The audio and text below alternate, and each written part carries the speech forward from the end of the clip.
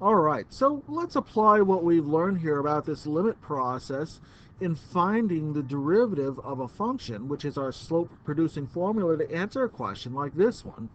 Find the slope of the line tangent to the graph, and our graph in this case is the graph of f of x equals x squared plus 3x plus 4, here it is, at the point negative 2, 2. All right, so what would our slope be here? We want to find the slope of that line. Well, let's take our slope producing formula and work it out. We would be taking our limit as h approaches 0 of f of x plus h, f of x plus h, pardon me, let me write this out, minus f of x all divided by h. So let's make our substitutions right here to work this through. If we take this limit as h approaches 0, we're going to take f of x plus h. So let's see, f of x plus h, that's x plus h squared plus 3 times x plus h plus 4. And we're going to subtract away the function x squared plus 3x plus 4. And divide the whole shoot and match by h. Here we are. Okay, that's a 4 right there. All right, so what happens? Well, of course, in the numerator, we're going to get a big, long expansion in our limit because x plus h squared, well, let's see, x plus h squared is x squared plus 2xh plus h squared plus 3x plus 3h plus 4, and I'm going to distribute my negative sign to each of my terms here, so I'm going to have minus x squared minus 3x minus 4, all divided by h. Okay, it looks like a lot, but a lot actually comes off right here, right? We know that, for example, x squared and negative x squared, that'll subtract out, as will 3x minus 3x and plus 4 and minus 4. So what we're left with now looks more like the limit as h approaches 0 of 2xh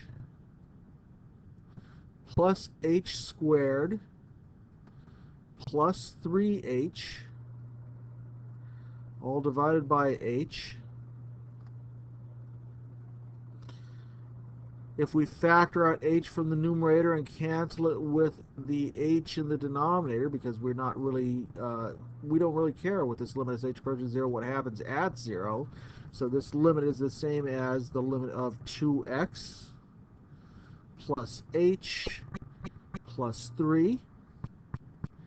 And that limit, as h goes to 0, becomes the function 2x plus 3. And this is our slope-producing formula, i.e. our derivative. So now we can use that to find the slope of our curve. So at the coordinate point negative 2, 2, we're going to say that our slope is the derivative f prime at negative 2, because x is negative 2, and that is to say 2 times negative 2 plus 3, which comes out to be negative 1. So this is a line with a slope of negative 1. And that was our goal right there, was to get the slope of that line. So we did pretty good right here. We could, if we wanted to at this point, even write the equation for that line.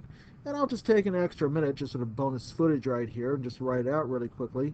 You know that the formula for the equation of a line with a given slope passing through a point goes like this: y minus y1 is equal to the slope m times x minus x1. And so we could very quickly just fill in with what we know here at this point. At that point, we actually have y minus 2 is equal to negative 1 times x minus our given x point, which is plus 2 now, minus negative 2. We get y minus 2 is equal to negative x minus 2. And so the actual equation of this line, if we simplify, becomes y is equal to negative x. And you can see that this is actually a line that passes through the origin as well. And it is the line y equals negative 1x and y equals negative x. And there it is. Cool beans.